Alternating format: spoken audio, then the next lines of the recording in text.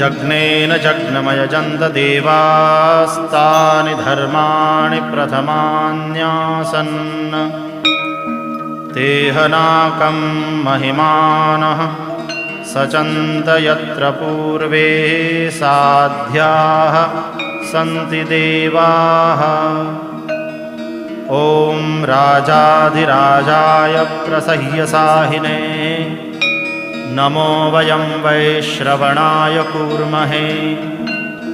समे कामान् कामकामाय मह्यं कामेश्वरो वैश्रवणो ददातु। कुबेराय वैश्रवणाय महाराजाय नमः।